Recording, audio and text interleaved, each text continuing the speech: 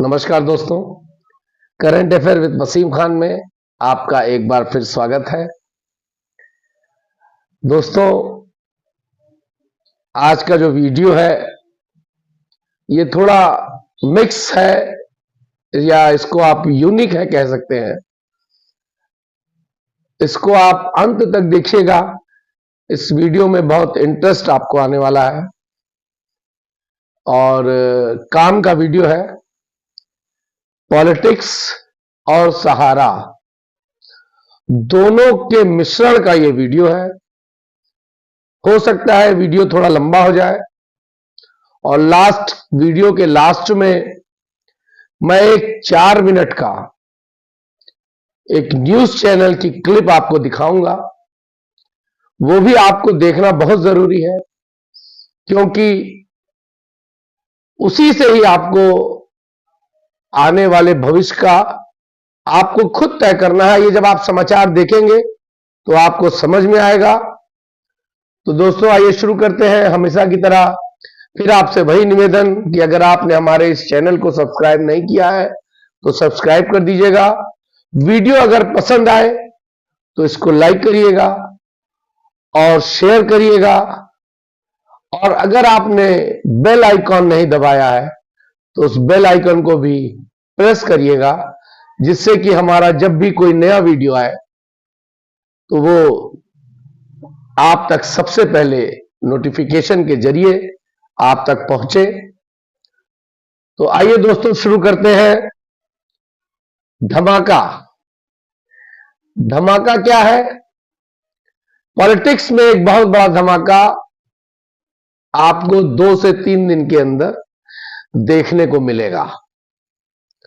और जब मैं ये वीडियो बना रहा हूं, हो सकता है कि सहारा का भी कोई धमाका सुप्रीम कोर्ट में हो जाए, और नहीं होगा या नहीं हुआ होगा तो बहुत जल्द आपको सुप्रीम कोर्ट से भी एक धमाका सहारा जमाकर्ताओं के लिए मिलने जा रहा है। तो क्या है वो धमाका? पहले आइए राजनीति पे बात कर लेते हैं। राजनीति में इस 2024 के चुनाव में एक मेरिकल जादू और एक मास्टर कार्ड आप कह सकते हैं, तुरुप का एक्का कह सकते हैं, इसकी तैयारी बहुत तेजी से हो रही है। आज 7 तारीख है मार्च की, और संभवतः 11 तक या 12 तक आपको यह धमाका सुनाई देगा। जो हमारे सूत्रों की खबर है उसके हिसाब से आपको 11 से 12 तारीख में एक बड़ा धमाका, वो धमाका क्या होगा? वो धमाका बहन मायावती करने जा रही है। मायावती पर आज हिंदुस्तान में राजनीति करने वाले तमाम लोगों का फोकस मायावती जी पर है, और मायावती जी का उत्तर प्रदेश में क्या निर्णय होने जा रहा है इसको सब लोग देखने के लिए, और क्या उनका अगला कदम होने जा रहा है इसके लिए उन्होंने भी 15 तारीख तक संभवतः ऐलान करने का कहा है।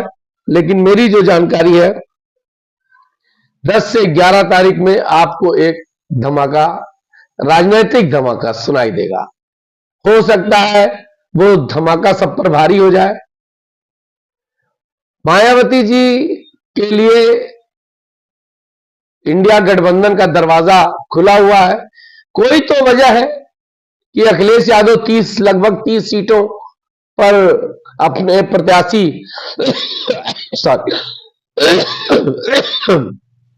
अपने प्रत्याशी घोषित करने के बाद खामोश क्यों बैठे हैं? कोई तो वजह है कि 17 सीट मिलने के बाद भी कांग्रेस अपने प्रत्याशियों के नाम क्यों नहीं डिक्लेयर कर रही है? कोई तो वजह है कि मायावती अभी तक अपने प्रत्याशियों का नाम क्यों नहीं बता रही है?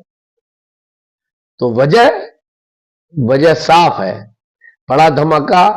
और वो क्या होगा मैं आपको बता दूं, बहुत अंदर खाने की रिपोर्ट है कि सोनिया गांधी जी बहन मायावती को इस 2024 के लोकसभा चुनाव में इंडिया गठबंधन का प्राइम मिनिस्टर फेस शो करने जा रही हैं।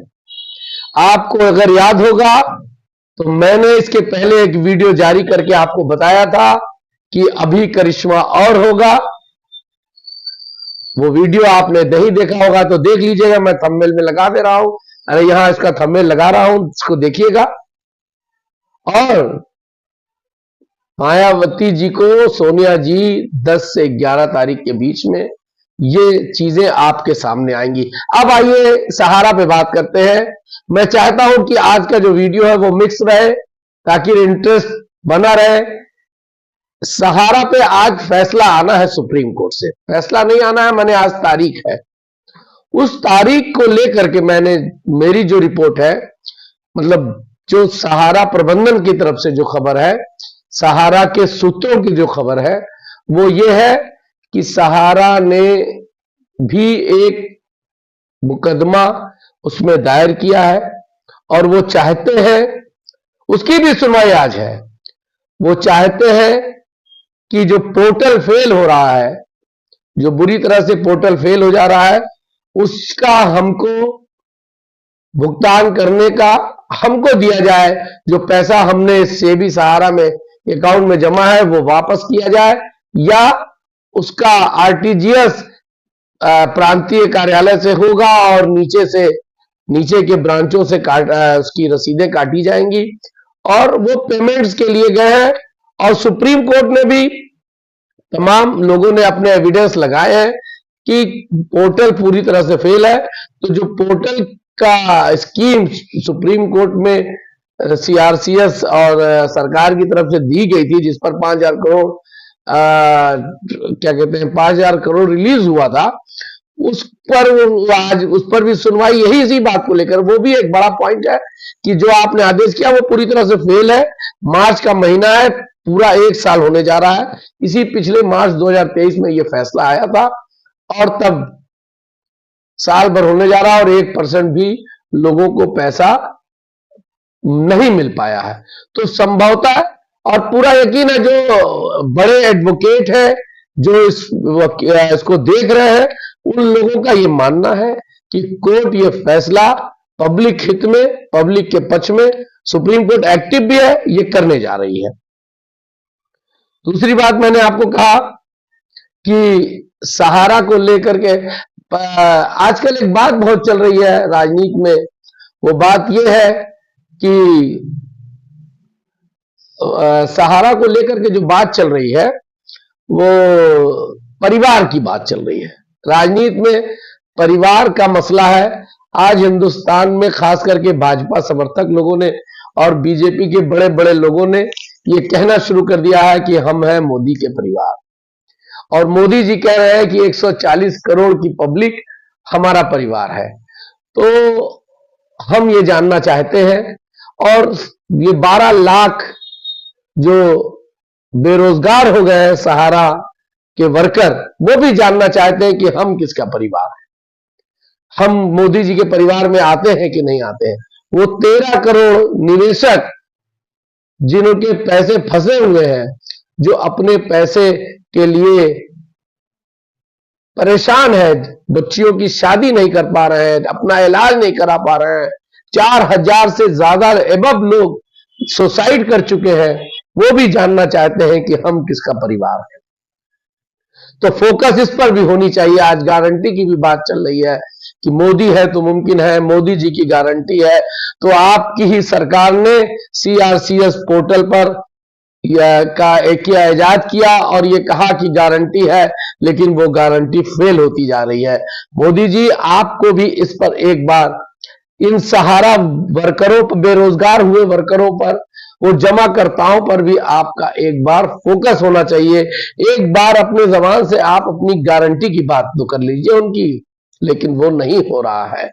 दूसरी तरफ विपक्ष में राहुल जी न्याय यात्रा निकाल रहे हैं, लेकिन वो न्याय यात्रा ठीक है, मगर ये जो 12 लाख बेरोजगार हो गए सहारा के, ये जो 13 करोड़ निवेशकों का, इनका न्याय, इनके न्याय पर आप क्यों नहीं बोलते हैं, क्यों नहीं बोलते हैं? और मैं बिहार के लोगों का को धन्य कहना चाहता हूं कि बिहार के लोगों की ही देन है कि आज सहारा का मामला यूट्यूब से लगा करके जो भी लोग आंदोलन कर रहे हैं, चाहे वो दिल्ली जाकर कर रहे हैं, चाहे अपने जिलों में कर रहे हैं, उसमें 90% से ज्यादा लोग बिहार के ही लोग एक्टिव हैं और उन्हीं की देन है कि आज सहारा का मुद्दा इस तरह से उठा हुआ है।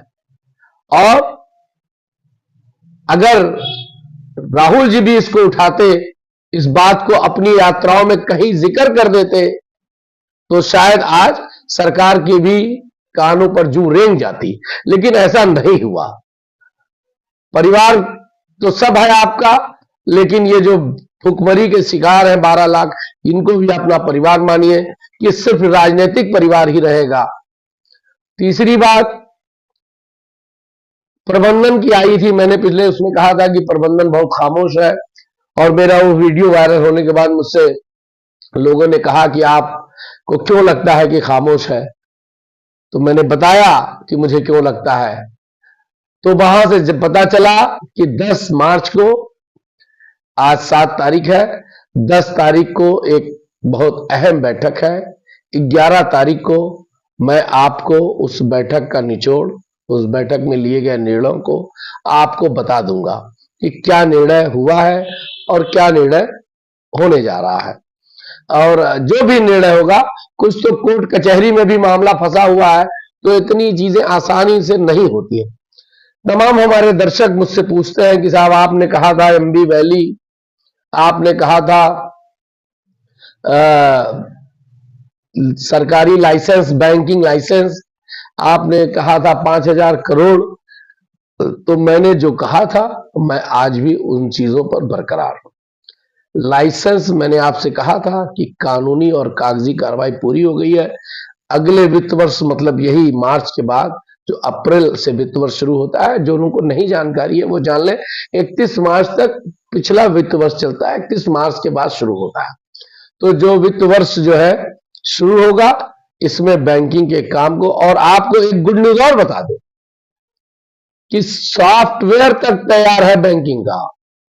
आप देखेंगे जैसे ही हरी झंडी मिलेगी वैसे ही ये सारी चीजें लाइन पर आ जाएंगी।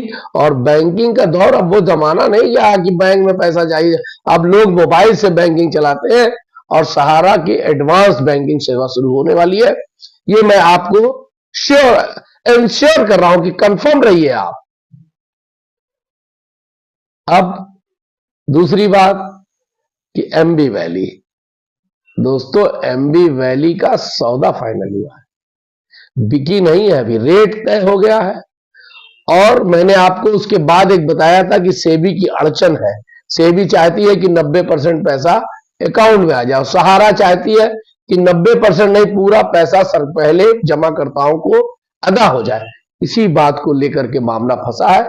जैसे ही ये पेच सही हो जाएगा, सारी चीजें अपने आप सही होती चली जाएंगी। अब आइए 5,000 करोड़, 5,000 करोड़ लोन की बात चल रही थी तब, जब सेबी सहारा का मामला नहीं था। अब सेबी सहारा, मैंने एमबी वैली का मामला नहीं था, सॉरी, एमबी वैली का मामला नहीं था। लेकिन अब अगर एमबी वैली बिक जाती है या एमबी वैली इसका सौदा फाइनल है, अगर सब कुछ ठीक ठाक है, तो फिर लोन की कोई आवश्यकता ही नहीं है। जितने का वो देनदारी है उससे कई गुने की एमबी वैली सिर्फ आपको दे देगी। तो ये तो थी मेरी दोस्तों बात, और मैंने आपसे कहा वीडियो थोड़ा लंबा है, देखिएगा जरूर। और एक, चूंकि मुझे एक ही वीडियो में सब बात नहीं करनी चाहिए थी, लेकिन चूंकि कभी कभी ऐसा होता है कि काफी गैप हो जाता है और बातें रह जाती हैं, तो मुझे लगा। और फिर एक टीवी चैनल है कोई, उसका एक क्लिप वायरल हो रहा है, थोड़ा बड़ा है, 4 मिनट का है, लेकिन उसको आप देखिएगा जरूर, क्योंकि जब आप उसको देखेंगे, मैं इसी के बाद अपनी बात खत्म करने के बाद उस वीडियो को आपके सामने प्ले कर दे रहा हूं, तो आप देखिएगा। उसको जब आप देखेंगे तो आपको लगेगा कि हमको हमारे पैसे के लिए कौन सा कदम उठाना चाहिए और कौन लोग इसके जिम्मेदार हैं और कैसे हमारा पेमेंट हो सकता है। बहुत हद तक आपको उससे जानकारी मिल जाएगी। मुझे वो वीडियो बहुत पसंद आया, मैंने सेव किया और मैंने ये सोचा कि मैं अपने दर्शकों को दिखाऊंगा। आप इसको देखिए, तब तक के लिए जय हिंद। दिला दें कि पिछले एक दशक से सहारा सेवी विवाद की वजह से देश भर में सहारा के निवेशक और एजेंट तड़प तड़प कर मर रहे हैं। इस लड़ाई में सहारा प्रमुख सुब्रत राय की मौत हो चुकी है, जिसको लेकर देश की कार्यपालिका, विधायिका, न्यायपालिका और गोदी मीडिया ने कभी गंभीरता नहीं दिखाया तो सिर्फ और सिर्फ नकारात्मकता। हाँ, इस दौर में सहारा सेवी विवाद के बीच नकारात्मकता परोसकर सैकड़ों यूट्यूबर, दर्जनों घिसे पिटे वकील और अनगिनत अनसुलझे विश्लेषकों ने सोशल मीडिया पर अपनी दुकान खोल दी। सभी ने सिर्फ और सिर्फ सहारा को लेकर नकारात्मकता परोसा। किसी ने सहारा सेवी विवाद की सच्चाई सामने लाने की हिम्मत नहीं की। हैरानी की बात ये रही कि इन नकारात्मकतावादी गैंग के नकारात्मक और भ्रामक खबरों को लोगों ने हाथों हाथ लिया और उन्हें टीआरपी दी। लोग एक झटके में सुब्रत राय जैसे शख्सियत और सहारा इंडिया समूह द्वारा देश हित में किए गए कार्यों को भुला दिया। इसमें सहारा से जुड़े कुछ एजेंटों की भी बड़ी भूमिका रही। इस पूरे प्रकरण में देश के जिम्मेदार मौन रहे और अंततः सुब्रत राय सिस्टम के आगे हार गए और खामोशी से दुनिया से रुखसत हो गए। किसी ने कार्यपालिका, विधायिका, न्यायपालिका से यह पूछने की हिम्मत नहीं जुटाई कि सहारा प्रमुख की गलती क्या थी। क्या गलती थी सहारा से जुड़े 12 लाख एजेंटों, कर्मचारियों और 10 करोड़ निवेशकों की। गोदी मीडिया तब भी चुप रही जब शीर्ष अदालत ने यह माना कि सहारा सेवी खाते में सहारा ने तमाम प्रतिबंधों को झेलते हुए 25,000 करोड़ जमा करा दिए और केंद्रीय सहकारिता मंत्री अमित शाह ने बड़े तामझाम से सहारा सीआरसी पोर्टल लॉन्च कर निवेशकों को पोर्टल के जरिए भुगतान करने का भरोसा दिलाया। गोदी मीडिया एक बार सिस्टम से पूछती कि जब सहारा ने 25,000 करोड़ सहारा सेवी खाते में जमा करा दिए हैं तो समूह का प्रतिबंध क्यों? समूह ने जब पैसे जमा करा दिए तो पेचीदगियों भरे पोर्टल के जरिए भुगतान क्यों सहारा के कार्यालयों से भुगतान करने की अनुमति नहीं दी गई, जबकि आरबीआई के निर्देश पर समूह ने 75,000 करोड़ का भुगतान बेहद ही सुगमता से 2011 में किया था और शीर्ष अदालत ने एनओसी लिया था। मगर इस दौर में गोदी मीडिया खामोश रही। देश के बड़े बड़े पत्रकार इस दौर में चुप रहे। मोदी सत्ता को कटघरे में खड़ा करने वाले दिग्गज पत्रकारों में शुमार पुणे प्रसून वाजपेयी, रवीश कुमार, अविशार शर्मा, अजित अंजुम, दीपक शर्मा सरीखे पत्रकार चुप रहे। इनका एक भी वीडियो सहारा सेवी विवाद को लेकर आज तक सामने नहीं आया। अपने वीडियो के जरिए देश में बेरोजगारी के मुद्दे पर ये मोदी सत्ता को कटघरे में खड़ा करते हैं। इन्हें 12 लाख बेरोजगार नजर नहीं आते। शेयर मार्केट में निवेशकों के पैसे डूबने की खबरों को लेकर ये खूब चर्चा करते हैं, मगर सहारा के निवेशकों के मुद्दे पर ये चुप है। हिडनबर्ग इलेक्ट्रॉल बॉन्ड को लेकर ये न्यायपालिका से सवाल करते हैं, मगर सहारा मामले पर ये मौन है। सवाल तो इनकी निष्पक्षता पर उठेगी ही। यहाँ आपको याद दिला दें कि पिछले दिनों उत्तराखंड के उत्तरकाशी के सलक्यारा टनल में फंसे 41 मजदूरों को रेस्क्यू कराने में देश का पूरा सिस्टम एकजुट रहा और सभी 41 मजदूरों को सकुशल बाहर निकालकर सुर्खियां बटोरी। देश के प्रधानमंत्री, उत्तराखंड के मुख्यमंत्री, देश की तमाम मीडिया इस रेस्क्यू ऑपरेशन का हिस्सा बने, मगर सहारा इंडिया परिवार के 12 लाख मजदूरों के मामले में वही सरकारी मशीनरी और मीडिया पिछले एक दशक से मौन है। आखिर क्यों प्रधानमंत्री चुप है? क्यों बड़े बड़े मीडिया समूह नकारात्मकता परोस रहे हैं? क्यों न्यायपालिका न्याय करने से घबरा रही है? क्यों सरकारी मशीनरी मौन है?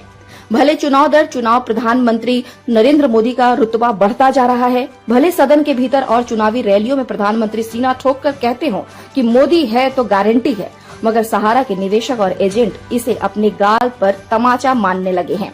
ये अलग बात है कि सहारा की बर्बादी की पटकथा तत्कालीन यूपीए सरकार ने लिखी थी, मगर अच्छे दिन की आस में सहारा ने अपना बसा बसाया साम्राज्य तबाह कर दिया और चौकीदार चुप रहा। इसकी टीम सहारा से जुड़े निवेशकों और एजेंटों को है। अब देखना यह दिलचस्प होगा कि सहारा के निवेशक और एजेंट इसका बदला किस रूप में और कब लेते हैं। वैसे 2024 का लोकसभा चुनाव आने वाला है। मोदी सरकार तीसरी बार सत्ता पर काबिज होने को लेकर रणनीति बनाने में जुटी है। यही वक्त है सहारा के 10 करोड़ निवेशकों और 12 लाख एजेंटों के लिए कि वे अपनी ताकत का एहसास देश के प्रधान सेवक को करा सके। आपको हमारी ये रिपोर्ट कैसी लगी? अपनी प्रतिक्रिया अवश्य दें और हमारे चैनल को ज्यादा से ज्यादा सब्सक्राइब करें ताकि सहारा से जुड़े ऐसे वीडियो